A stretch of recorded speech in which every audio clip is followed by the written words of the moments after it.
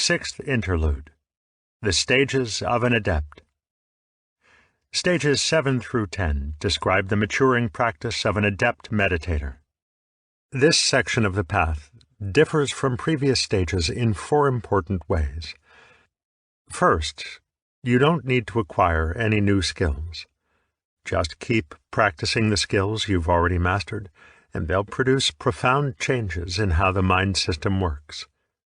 Second, everything occurring in these stages is actually part of a single, continuous process, unification of mind.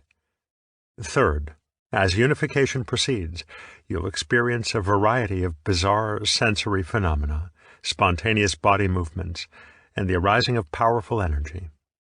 These accompany transformations occurring in the mind system and eventually culminate in the unique practice of physical pliancy and meditative joy. Fourth, the practice of an adept inevitably leads to powerful insight experiences, rich with the potential for actual insight. The transition from skilled to adept practice, from training the mind to transforming the mind. The transition from skilled to adept meditator essentially means shifting from training the mind to transforming the mind. Understanding this difference is very important. There are so many new methods introduced in the coming stages that it's possible to become preoccupied with technique, successfully achieving shamatha while unwittingly dismissing insight opportunities as mere disruptions of your practice. Don't let this happen. The real point of adept practice is reshaping your mind into a powerful instrument capable of the kind of investigation that produces insight and awakening. Up to this point, all your progress has been the result of skill development. In stages 4 through 6, you trained yourself so noticing and correcting for distraction or dullness became automatic. Now, as a meditator who's mastered the skills for stabilizing attention and generating powerful mindfulness, you can consistently achieve exclusive focus. However, the transition from skill development to transforming the way the mind works actually began in stage 6, with pacifying the mind. Continuously applying the skill of ignoring mental objects caused a shift in functioning of the mind system that kept the problem from arising in the first place. The discriminating mind stopped projecting mental objects into consciousness as potential distractions. Metacognitive awareness and the acquired appearance of the meditation object are other examples of shifts in mental functioning that resulted from simply continuing to exercise certain skills. The pacification in stage 6 was only partial and temporary, because when you relaxed your effort, thoughts and other mental objects once again rose into consciousness to compete for attention.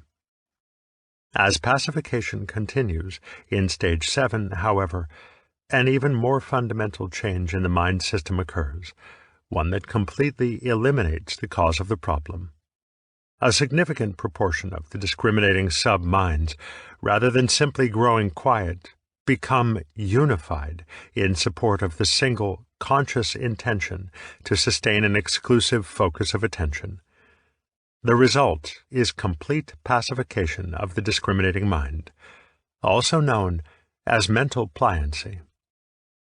With mental pliancy, exclusive focus and powerful mindfulness can be effortlessly sustained for long periods.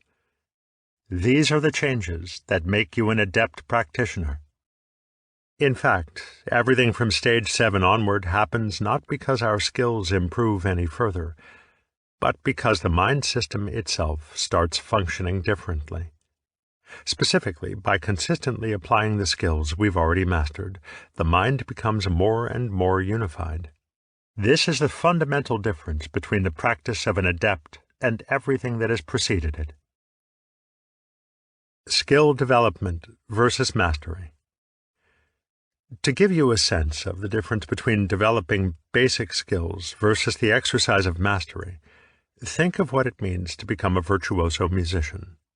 First, You must master all the necessary skills, scales, chord progressions, ornamentations, and so on. Once those skills are mastered, you then move into the realm of artistry, which involves improvisation, mood, and nuance.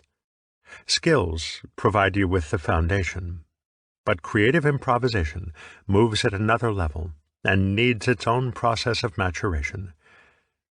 Yet another aspect of virtuosity is cooperative interaction. When playing in a group, any flourish added by one musician must fit in with the performance of the group as a whole. The same is true with unification of a multi-part mind system. Every sub-mind must function in a way that's harmonious with the rest of the system. An overview of the unification process. Stages 7 through 10 involve a profound unification of the mind. This doesn't mean the mind somehow fuses into a single monolithic entity. Rather, the many discriminating and sensory sub-minds start working together in harmony. This unification is what gives rise to shamatha. This overview describes the sequence of events in the unification process and what happens at each stage. As you will see, some events unfold across several stages. For example, pacification of the discriminating mind begins at stage 6 and continues through stage 7. The relationship of individual stages to the overall process will become clear as we go along. Pacifying the mind began at stage 6 and continues into stage 7. The activities of the discriminating sub-minds have largely receded from consciousness, rarely appearing as anything more than indistinct whispers. Still, it takes continuous effort to keep these potentially distracting objects at bay. Complete pacification of the discriminating mind in stage 7 means the discriminating sub-minds have become highly unified. By the end of this stage, you can effortlessly sustain stable attention and powerful mindfulness. This quality of effortlessness is called mental pliancy, which is the defining characteristic of the mind in stage 8. As unification of the mind as a whole proceeds, pacification of the senses begins. This process is similar to pacifying the discriminating mind, except it involves unifying the sensory sub-minds. It occurs mostly in stage 8, but can be a significant part of stage 7 as well. With the senses fully pacified, all but the most intrusive external sounds fade away, and auditory awareness is often dominated by an inner sound. All visual imagery ceases, and the visual sense is often dominated by an inner light, and the usual bodily aches and pains, itching, numbness, and other sensations are replaced by a pleasant feeling of stability and stillness. With this further unification and the complete pacification of the senses, physical pliancy arises. Physical pliancy allows a meditator to sit for hours without physical discomfort or sensory distractions. When you get up after a long sit, you will feel strong and vigorous, without stiffness or limbs that have fallen asleep. Physical pliancy is accompanied by the bliss of physical pliancy. This is a wonderful feeling of bodily pleasure and comfort that seems either to suffuse the entire body from inside or else to cover it like a blanket or second skin of pleasurable sensation. Pacification of the senses, physical pliancy, and the bliss of physical pliancy can appear intermittently in stage 7, but only develop fully in stage 8. Meditative joy is a joyful state of mind arising due to further unification of the mind in stage 8. It's usually accompanied by an experience of powerful energy currents circulating through the body. Meditative joy fully matures shortly after physical pliancy, giving rise to the bliss of mental pliancy. This is a feeling of happiness. Meditative joy, as a mental state, is quite different from the bliss of mental pliancy, which is the pleasurable mental feeling that accompanies it. The state of meditative joy and the bliss of mental pliancy can be so intense and exciting that they become enormously distracting. So much so that a practitioner may stop meditating to go talk to someone about them. Meditative joy is consistently achieved in stage 8, and sustained meditative joy, along with the blisses of mental and physical pliancy, is the defining characteristic of stage 9. As you become more familiar with the state of meditative joy during the course of stage 9, there is a subsiding of intensity of the blisses of physical and mental pliancy. Meditative joy continues, but as the intensity and excitement fade, tranquility follows. As tranquility becomes strongly established, equanimity develops, meaning you no longer react to pleasant and unpleasant feelings the way you normally would. Both tranquility and equanimity are the fruits of stage 9, and mark your entry into the 10th and final stage of adept practice. The mind is almost completely unified, and all 5 characteristics of shamatha, stable attention, samadhi, powerful mindfulness, sati, joy, piti, tranquility, passaddhi, and equanimity, upekkha, are now fully established. When the mind has become fully unified in stage 10, there is persistence of shamatha between meditation sessions. A summary of the unification process. Pacification of the discriminating mind starts in stage 6, continues in stage 7 as the mind begins to unify, and culminates with the effortlessness of mental pliancy in stage 8, at which point you have become an adept practitioner. Pacification of the senses starts in stage 7 and finishes at the end of stage 8. With full pacification, physical pliancy and meditative joy arise, along with the blisses of physical and mental pliancy. The intensity of the blisses of physical and mental pliancy subsides in stage 9, giving rise to tranquility and equanimity. In stage 10, with the unification of mind almost complete, all 5 characteristics of shamatha are fully established. By the end of stage 10, the shamatha of the adept continues uninterrupted in daily life. Pacification of the senses and meditative joy. As the mind grows more unified, you will experience both complete pacification of the senses and the arising of meditative joy. The former begins with a variety of unusual sensory experiences that eventually lead to total quieting of the senses, as well as physical pliancy and the bliss of physical pliancy. Meditative joy, on the other hand, is preceded by distinctive energy currents, which increase in intensity until you experience the full fruition of joy and the bliss of mental pliancy. These 2 processes happen at the same time, and although they're connected, each has its own specific characteristics. We describe both processes in this interlude because they span stages 7 and 8 and don't neatly fit into a discussion of either stage. We'll first look at pacification of the senses and meditative joy separately, then discuss how they intermingle and complement one another. Pacification of the senses, from unusual sensations to physical pliancy. Pacification of the senses comes from consistently ignoring normal sensory information presented in awareness. Eventually, the sensory sub-minds stop projecting that content into consciousness at all. When this happens, it means the sensory sub-minds are unified around a common intention not to interrupt the focus of attention, resulting in complete pacification and physical pliancy. This temporary suspension of conscious information processing for all the senses is one of the 2 key features of full pacification of the senses. The other is that, with several of the senses, ordinary sensations not only disappear, but are replaced by internally generated perceptions. For example, you may see an inner light or hear an inner sound. These internally generated perceptions are quite different from imagination or memory. For one thing, they are much more real. They are also entirely spontaneous and can't be intentionally induced.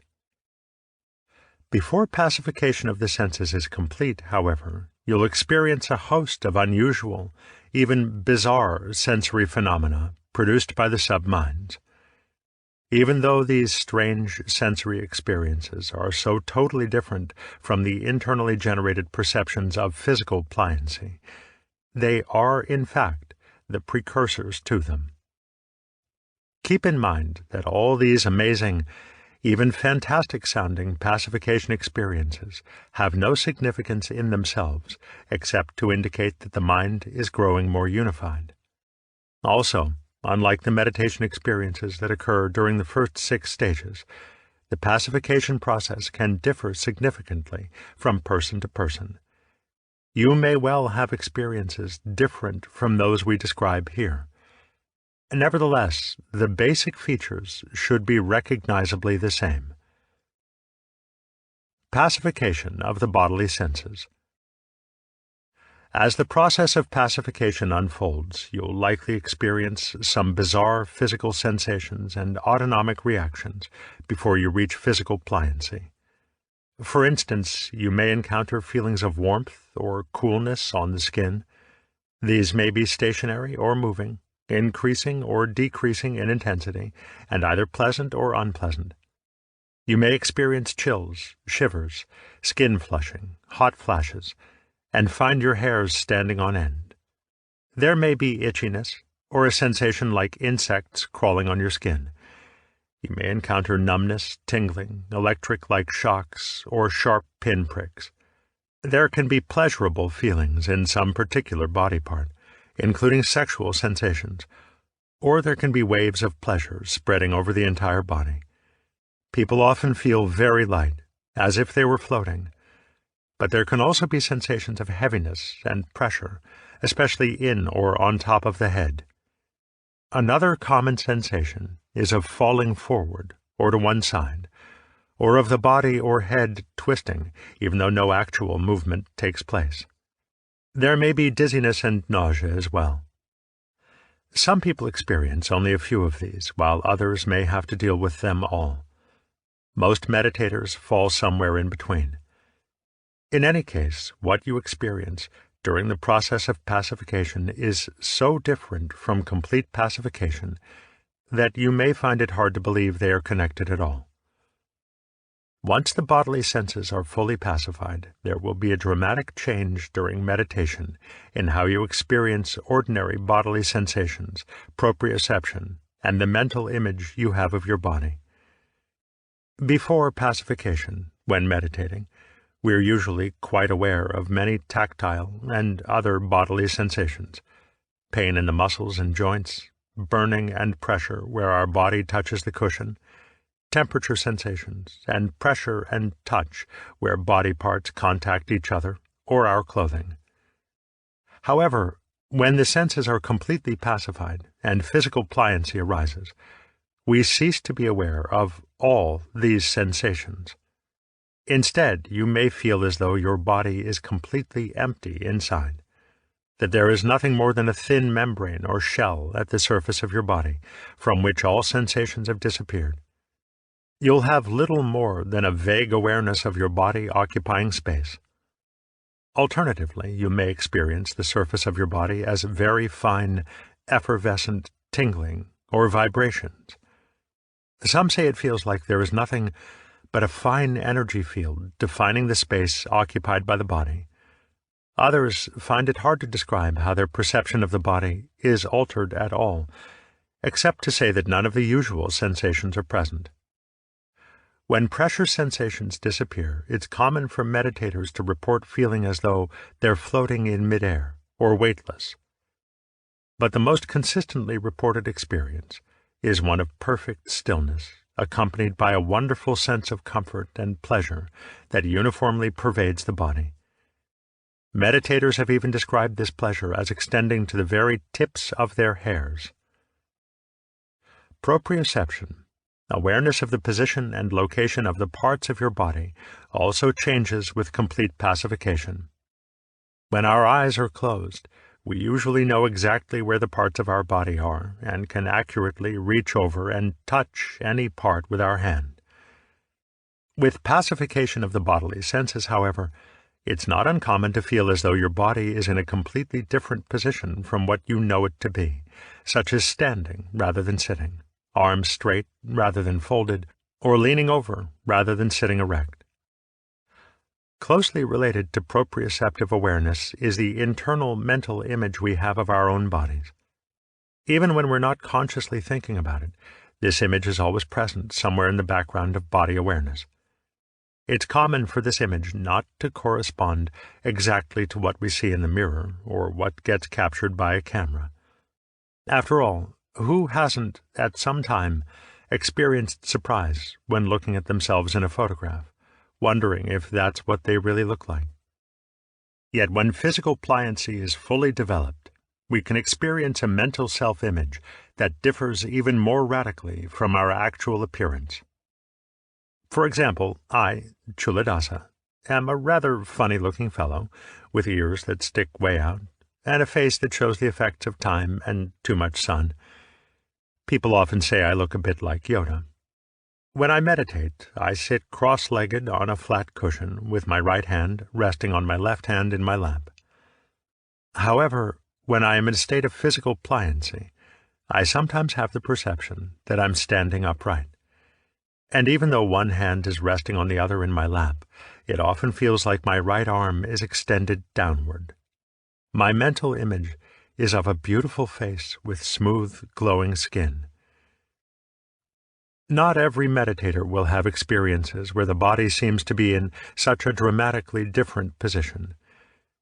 But with physical pliancy, all meditators do tend to experience an altered mental image of themselves. There is no particular mystical significance to these self-images.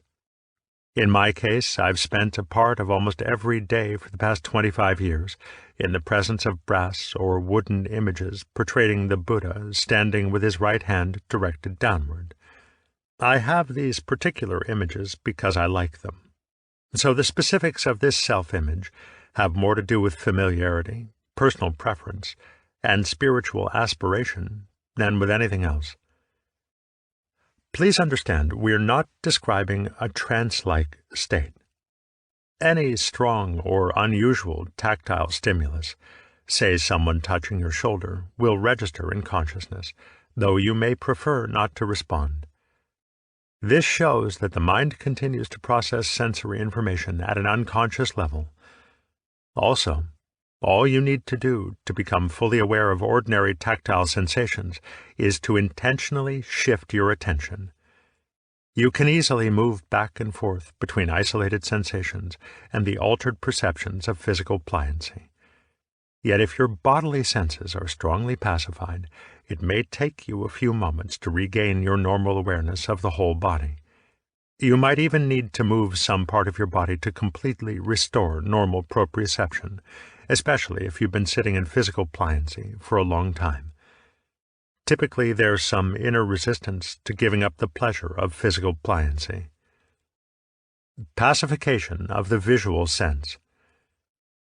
Normally, even with our eyes closed, the visual mind isn't truly quiescent. It keeps searching for possible images to present in consciousness, though usually all we can see through our eyelids are subtle changes in light and shadow. Still, the mind tends to generate its own imagery, sometimes in abundance, a common distraction during meditation. Either way, it's rare for someone to experience a complete absence of visual awareness. As the visual sense becomes pacified, however, an inner illumination typically arises, which eventually dominates our visual field, replacing all other mental imagery. The earliest signs of this illumination phenomenon usually take the form of brief flashes, often colored, which may be weak or intense. However, you may instead experience a small bright point or disk that may or may not be colored, move, change in intensity, or expand and contract. Another early presentation of illumination is a shapeless brightness, as though someone were shining a light on your closed eyelids. This, too, may change in intensity or move. Alternatively, the illumination may appear diffuse, smoky, and indistinct, and may or may not be colored. These early illumination experiences tend to be brief, intermittent, and unpredictable. Everyone is different, so you may experience any of these, or none at all. For a few, the illumination phenomenon simply never happens. As pacification proceeds over time, illumination phenomena tend to become more frequent and last longer. They also tend to grow brighter and more stable, and eventually enlarge to fill your whole visual field. If the light is colored, it tends to fade to colorlessness. For some, illumination phenomena are subtle and may not emerge distinctly until all the other senses are pacified. It's best not to have expectations or judge the quality of your practice by the presence or absence of these phenomena. When the visual sense is fully pacified, the illumination phenomenon often takes the form of an all-pervading light, so-called because of its intensity and scope, and because it seems to come from no particular direction. However, you can also experience it as coming from the top of your head, from somewhere just above the head, from the center of your chest, or as radiating from your entire body. The all-pervading light is usually quite white, clear, or at most faintly tinted, but not always. It can become very bright without disturbing you. In fact, when physical pliancy is well established, illumination becomes such a familiar, consistent, and predictable part of meditation that you may even stop noticing it. When you open your eyes, the illumination disappears, and normal vision instantly returns. Pacification of the auditory sense. The auditory sense also produces unusual phenomena as it's pacified. However, unlike the other senses, these experiences won't change much or at all as pacification proceeds. That is to say, the auditory phenomena you'll encounter during pacification are much the same as what you'll experience once pacification is complete. Our usual awareness of external noises, inner dialogue, remembered or imagined sounds, or tunes in the head gets replaced by a kind of white noise. You may hear humming, buzzing, whining, murmuring, or a ringing sound. It may remind you of crickets at night, flowing water, waves on the beach, or wind in the trees. For some, it resembles far-off music, which may be quite lovely. For others, it's less pleasant. The sound may rise and fall in pitch and or intensity, and the changes may be fast or slow. What's consistent, though, is that the sound comes from within and masks most external sounds, and that you'll eventually get so used to it that you no longer even notice.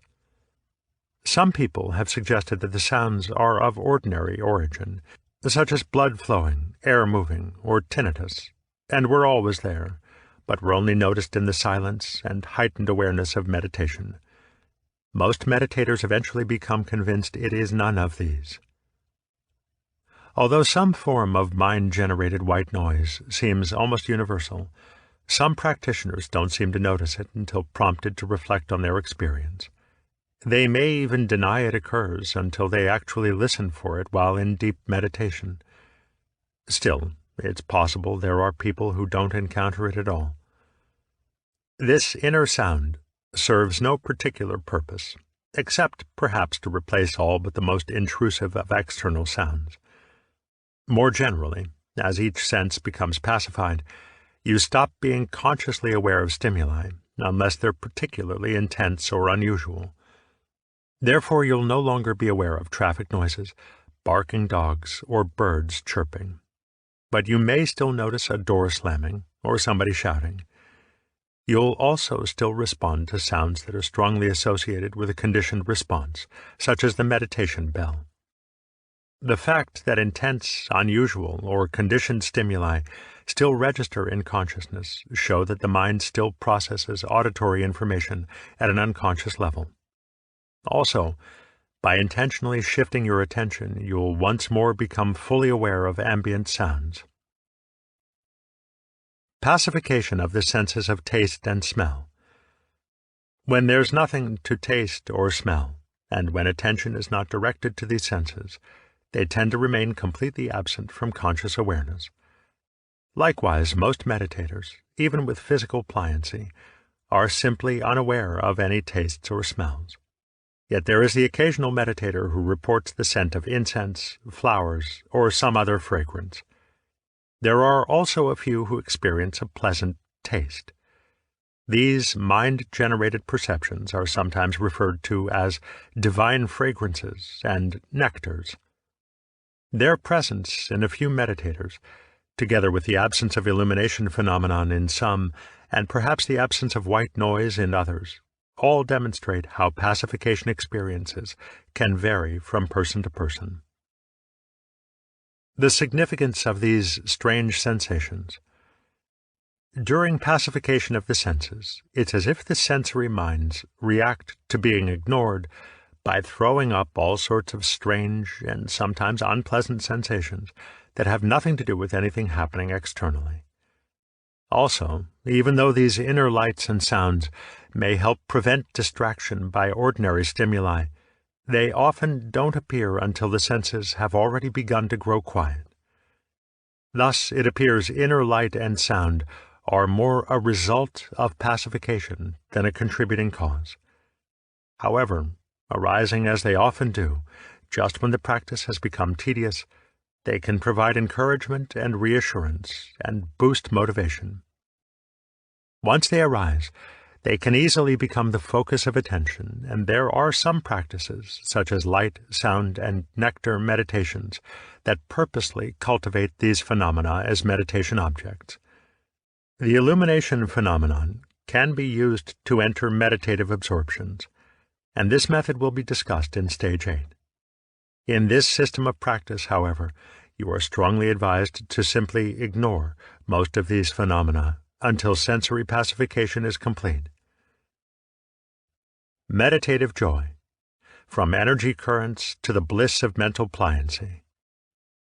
The feeling of energy currents moving through the body is related to and precedes the arising of meditative joy. These currents grow stronger and more defined as meditative joy becomes more fully established. Even though they are felt in the body and happen at the same time as the strange bodily sensations due to pacification of the senses, they are distinct from them.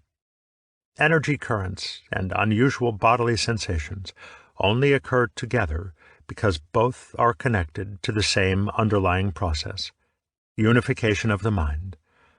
Also, as we'll discuss, energy currents are ultimately of far more practical significance than the strange sensations during pacification.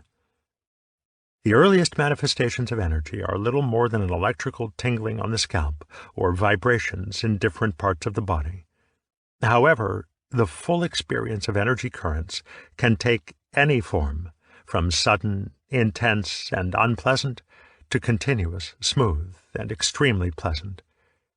Involuntary body movements often occur as part of these energy experiences as well, including twitching, especially of the hands and thumbs, jerking, swaying, rocking, bending the torso forward and or the head backward, muscle clenching, rolling and writhing movements of the shoulders and arms, and shaking or trembling.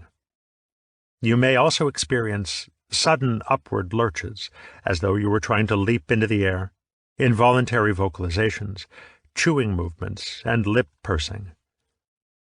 Common autonomic reactions are salivating, sweating, tears, and the occasional runny nose. Some meditators experience racing heartbeat or irregular heartbeats, as though your heart is turning over in your chest. Quite rarely there can be vomiting or diarrhea. As dramatic and unpleasant as these may be, you're in no real danger. Working with inner energy currents and channels is a recurrent theme in many traditions. This energy is variously called chi, prana, kriya, kundalini, or inner wind. There are detailed systems describing the channels, meridians, nadis, and chakras through which it flows, and there are powerful practices for working with this energy. Of all these traditions, the Theravada Buddhists have the least to say about energy movements. Their advice is simply to treat them the same way you treat any other experience that arises in meditation. Note it, let it be, and ignore it until it goes away. With a milder manifestation of energy, just letting it be is certainly the best advice, since it's so easy to get caught up in trying to control and manipulate it. Yet, as with everything else in this journey, there are tremendous variations in the intensity of the experience. For some, energy movements are subtle and quickly lead to pleasurable sensations pervading the whole body. Others undergo a prolonged process involving violent energy surges and painful blockages. If you experience these more intense manifestations, you may need to work intentionally with the energy in some way. Tai Chi, Qigong, and Yoga can all be helpful additions to formal meditation because they work directly with the energy movements in the body.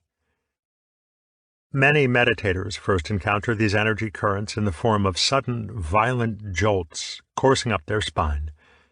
However, if you have practiced experiencing the whole body with the breath, described in Stage 6, you're already somewhat familiar with these energy currents and will be much better prepared to deal with them.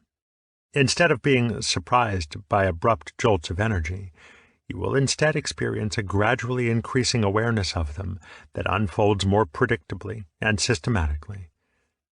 1. First, you become aware of subtle sensations in your limbs and extremities that rhythmically increase and decrease together with the breath. 2. As your practice proceeds, these subtle sensations clearly become sensations of expansion and contraction, or of pressure that alternately increases and decreases. 3. Eventually, you also become aware of a fine vibrational energy flowing out from the core of the body toward the extremities, then back. Sometimes the current will feel quite strong, like a powerful wave surging outward and back. More often, it feels like the whole body is gently rising and falling as the energy flows through it with each breath. 4. You'll observe the wave-like movement of energy is slightly out of phase with the breath. It also doesn't occur at exactly the same frequency as the breath, so the phase relationship between the breath and energy movements tends to change over time. 5. At some point, you become aware of energy moving up and down the spinal axis of the body. The upward movements from the base of the spine to the head are typically stronger and more distinct than the downward movements. Also, they often produce a sensation of pressure inside the head. The phase and frequency of the spinal energy movements eventually become completely dissociated from the breath. 6. If you're already aware of and following the energy from core to extremities before you experience these spinal currents, then their intensity tends to increase in a gentler, more gradual way. They may even be pleasant. However, if they're your first experience of energy currents, they may feel abrupt and painful, like a jolt of energy or an electric shock. One of the benefits of doing body scanning and experiencing the whole body with the breath is that you become familiar and more comfortable with these energy sensations earlier. 7. Finally, rather than alternating back and forth, the flow of energy becomes a continuous circular movement between the core and extremities, and the base of the spine and the head.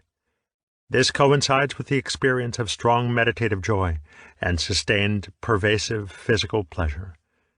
Your perception of flowing energy may even extend beyond the body itself. You might sense a continuous energy exchange with the universe around you, taking place through the top of your head, the base of your spine, and your palms and soles. Remember, these energy currents are actually manifestations of unification of mind and lead to a mental state called meditative joy. There is absolutely nothing in the human body that corresponds anatomically to these energy currents or the channels through which they seem to move. This means that despite their intensity, these currents can't actually harm the body. Important reminders about extraordinary experiences. All these extraordinary experiences develop spontaneously as a result of continuing to practice. Remember, they serve no particular purpose and are irrelevant to the specific goals of each stage. However, they can be so unusual and fascinating that you'll find it hard to resist dwelling on them a bit. It's important that you don't disrupt your cultivation of physical pliancy and meditative joy by pursuing or deliberately trying to invoke them. This is especially true early on, when their appearances are brief and unpredictable. Later, when effortless concentration is well established and these phenomena stabilize, they are as suitable as any other object for close investigation. Pacification of the senses and meditative joy arise together. The 5 grades of piti. As the mind grows unified, the strange sensations leading to physical pliancy and the energy currents and involuntary movements preceding meditative joy all happen at the same time. The Theravada Buddhist tradition describes this intertwined process as 5 successive levels or grades of completeness of the development of piti. Piti is a Pali term often translated as ecstasy, delight, or rapture. Literally, the term refers solely to meditative joy. However, grades of piti refers to the entire developmental process, including sensory pacification and the blisses of physical and mental pliancy, as well as the gradual arising of joy. Therefore, when we discuss these grades of piti, we describe the way various unusual sensory and energetic experiences arise together at each grade. Grade 1 piti is called the minor grade and consists of brief, unpredictable episodes with only one or a few unusual sensations or involuntary body movements happening at once. For example, you might see some colored light or experience a tingling sensation spreading over your face, or your thumbs might start twitching, followed by a pleasurable sensation in your hands and arms. Minor piti can occur at any stage, but rarely before stage 4. It becomes more likely in stages 5 and 6, and is almost always present by stage 7. Grade 2 piti, the momentary grade, consists of brief episodes with a greater number of different phenomena occurring at the same time. You may experience lights, sounds, unusual bodily sensations, and autonomic reactions. Infrequently, energy sensations and pleasurable sensations in the body, involuntary movements, and feelings of happiness may be present too. The episodes are brief, hence the description as momentary. Grade 2 piti is typical of stages 7 and 8, but is not unusual in stages 5 and 6. Grade 3 piti episodes last longer and are called wave-like because their intensity alternately increases and decreases. They are also described as showering because of the way intense sensations often spread over the body. The sensory phenomena and body movements tend to be much more intense compared to earlier grades. It's also common to feel energy currents. It can be hard to believe this tempestuous process is a pacification of anything. It's also not unusual to have a combination of both pleasant and unpleasant experiences, but the pleasant aspects will predominate as you move toward the next grade.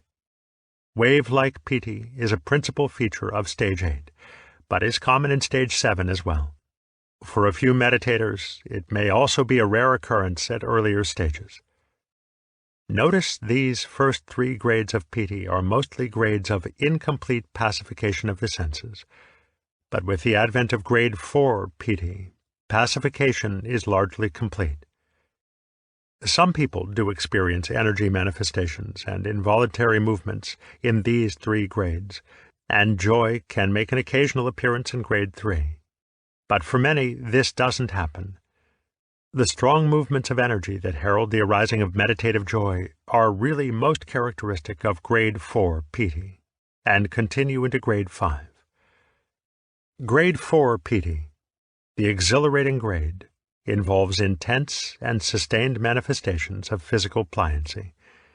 This means ordinary tactile sensations, as well as feelings of temperature and pain, are usually absent, and the body often feels light, or like it's floating weightlessly in midair. Distorted perceptions of the body's position and location are typical. The illumination phenomenon can also be particularly intense. Pleasurable sensations, such as experiencing the whole body as a field of very fine, rapid vibrations, and strong feelings of meditative joy, are intermittently present. The combination of intensity, sensations of floating, and meditative joy are probably why this grade is also known as uplifting Piti. The description that best characterizes Grade 4 Piti, however, is incomplete and interrupted arising of meditative joy.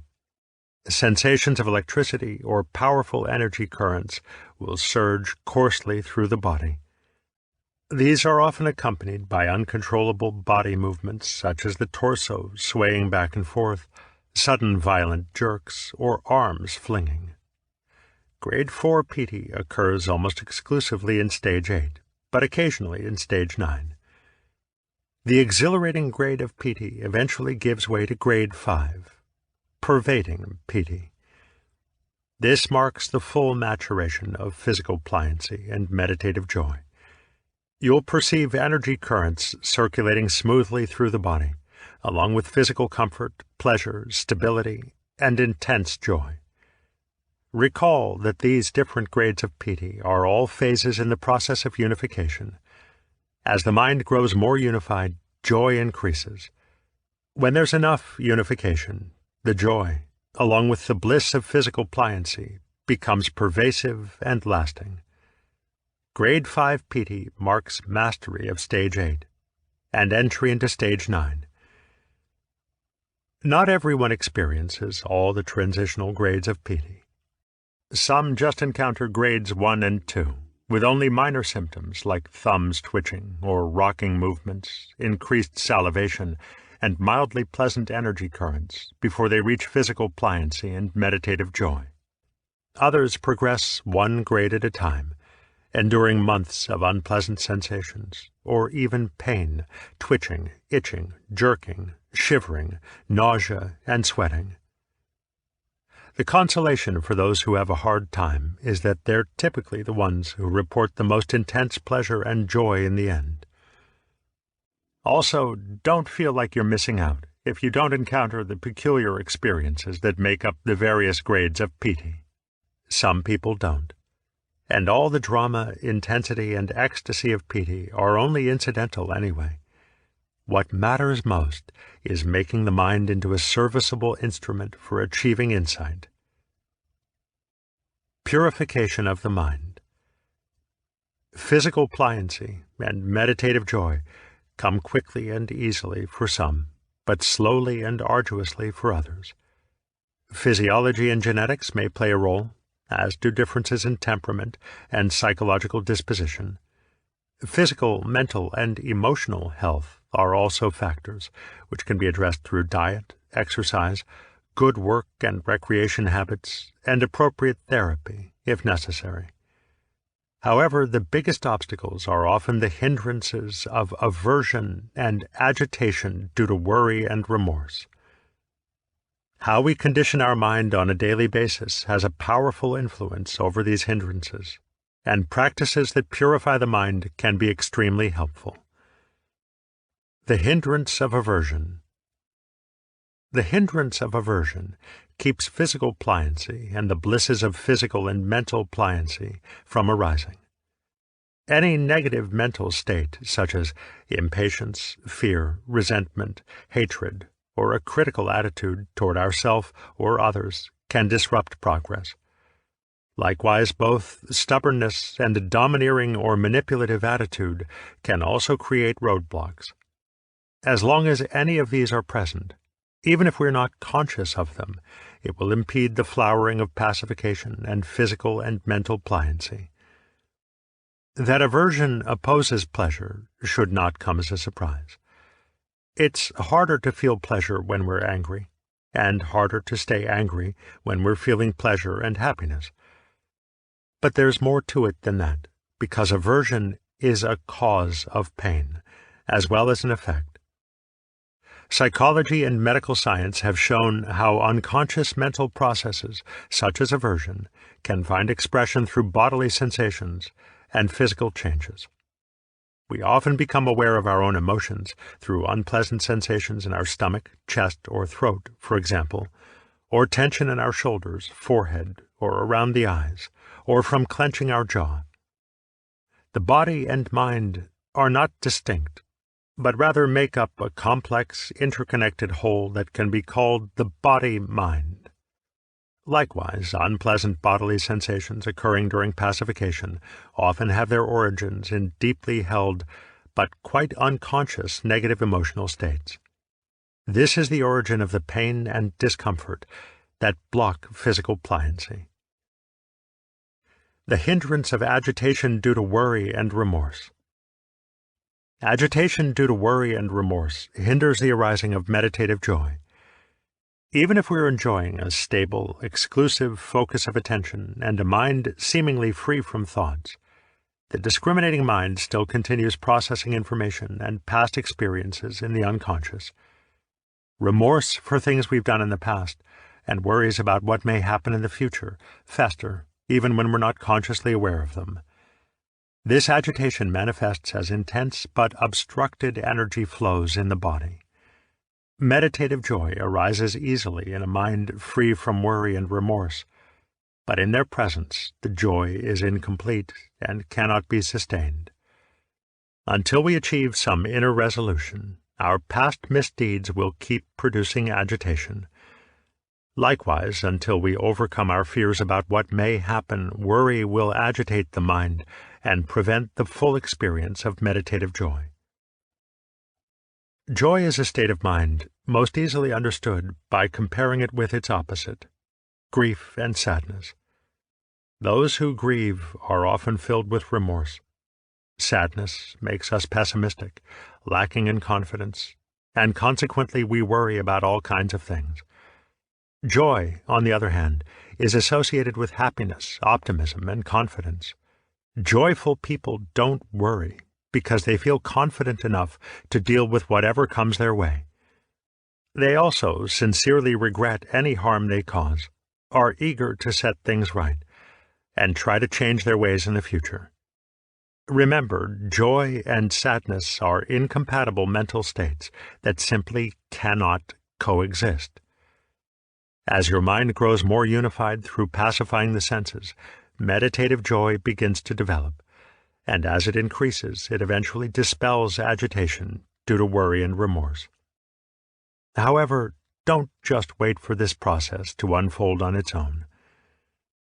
Some powerful remedies. Please don't make the mistake of blaming yourself if you have these kinds of difficulties in meditation, and don't blame yourself for blaming yourself. No one comes to this practice without ample cause for aversion, worry, and remorse. Creating more self-directed negativity won't help. Instead, purify your mind of aversion and ill will to speed up and smooth out the process of pacifying the senses. The practice of loving-kindness meditation is a powerful and effective tool for this. Yet purification requires more than loving-kindness.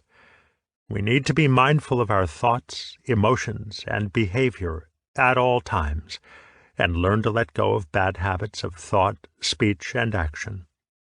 As an adept practitioner, you can no longer separate meditation from the rest of your life. The influence of your meditation practice of everything else you think, feel, or do, as well as the views you hold at other times in other situations, is simply too great. To speed up and smooth out the arising of meditative joy, cultivate joy at every opportunity in daily life as well. Be mindful of pessimistic thoughts, and, to the best of your ability, avoid associating with pessimistic people. When you catch yourself worrying or doubting yourself, let go of those thoughts, and try to think about something positive instead. Resolve any lingering sources of worry and remorse, and find ways to right past wrongs and seek forgiveness for past misdeeds wherever possible. Own your mistakes, make amends, ask for others' forgiveness, and forgive yourself. It's also essential to practice virtue in daily life.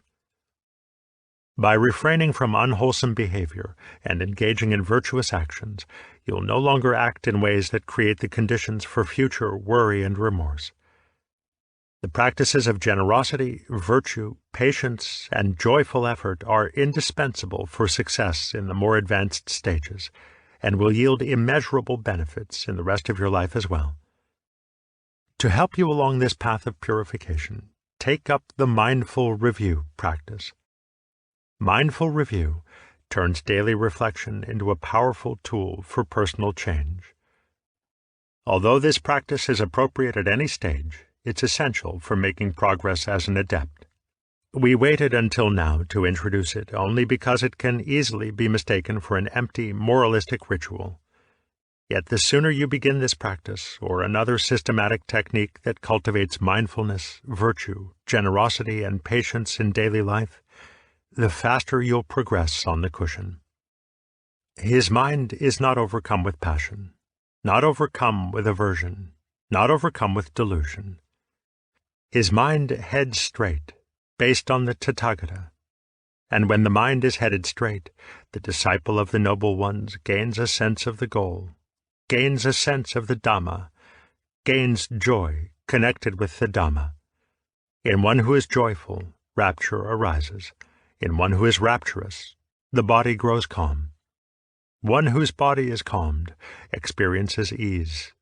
In one at ease, the mind becomes concentrated. Mahanama Sutta. Insight experiences and the attainment of insight. You've likely gained a lot of insight as a result of your practice by now. Insights into why you think and react the way you do, how your mind works, and better ways of dealing with life situations. I'm referring to the ordinary insights that help us in our life, but don't radically transform how we understand the world and our place in it. However, from this point forward, we will increasingly have insight experiences that can trigger the kind of insight vipassana that leads to awakening. What makes them insight experiences is the way they challenge your understanding of how things are by clearly demonstrating they're different from what you previously believed. This type of insight is the real goal of meditation practice. First, powerful insight experiences will happen more frequently, both in meditation and daily life, because of how you've trained and used your mind. In the stages that follow, we introduce a range of practices specifically intended to induce insight experiences. Second, these experiences are now far more likely to give rise to actual insight, since mindfulness in the form of metacognitive awareness doesn't allow them to go unrecognized. This may come as a surprise, but insight experiences aren't uncommon, even among people without meditation training. They just tend to be overlooked, ignored, or simply dismissed. Even meditators sometimes just treat them as a nuisance, distraction, or obstacle to perfecting their skills. Whether or not these experiences bear fruit as actual insight depends on the meditator's ability to properly appreciate and engage with them as they arise. When we have more stable attention and powerful mindfulness, they are far more likely to sink in as experiential realities, forcing unconscious sub-minds to revise deeply held views at an intuitive level. As insight accumulates, your understanding of yourself in relationship to the world changes. This happens at such a fundamental level that the effects can be enormously unsettling. This is normal and, in fact, inevitable. In other words, we're giving you a heads up that awakening is not without its price of admission. Let's look at why this can be so difficult by first summarizing the universally accepted worldview. Whether we're consciously aware of it or not, that view is the foundation of all our beliefs, actions, aspirations, and our very sense of meaning and purpose. 1. I am a separate entity, a self, in a world of other distinct entities. 2. My happiness and unhappiness depend on the interactions between myself and those other entities. 3. I rely on my presumed ability to understand and predict how this world works in order to control or influence those interactions in a way that maximizes my happiness and minimizes my suffering. The truth revealed by insight stands in stark contradiction to these assumptions, and unfortunately, before insight can give rise to a greater liberating truth, this old foundation must fall away. This is not a pleasant experience, and the emotional distress it produces can sometimes be extreme. If you recall from the introduction, there are 5 key insights that lead to awakening: impermanence, emptiness, the causal interdependence of all phenomena, the nature of suffering, and the illusoriness of a separate self. The 5th, insight into no self, is the culminating insight that actually brings awakening. Immature insight into the first 4 of these, but not the 5th, is what produces the most difficulty. In other words, as long as we cling to the notion of self, the implications of the other insights are deeply disturbing. Consider what it's like for our unconscious sub-minds when, still clinging to the view that we are a separate self, they must assimilate the fact of impermanence, that there is only change and there's nothing to cling to or rely on, the fact of emptiness, that nothing is the way it appears, and the world is ultimately unknowable except through our limited capacity for inference, and the fact that everything is causally independent, which destroys all illusions of control. In the calculus of insight, it's the continued clinging to the notion of separate selfhood in the face of these 3 insights that produces a first-hand experience of insight into the nature of suffering. Realizing that you're not a separate self is what resolves this apparently hopeless situation. This isn't the place to discuss why this is or how it happens, but anything that loosens your attachment to the notion of self will help. Fortunately, there are ways of easing this transition. These factors will minimize the psychological trauma associated with maturing insight and smooth the transition to awakening. 1. How successful you were in allowing the emotional purifications of stages 4 and 7 to fully unfold, so you're not forced to experience them as part of the insight process. 2. How much of the meditative joy of stages 7 and 8, the tranquility of stage 9, and the equanimity of stages 9 and 10 you've been able to cultivate. 3. How clearly you understand the illusoriness of the separate self, anatta. 4. How fully you've experientially verified for yourself the descriptions of the mind system presented in the 5th and 7th interludes. 5. How effective you've been in reducing self-clinging and subsequent craving by using the mindful review practice.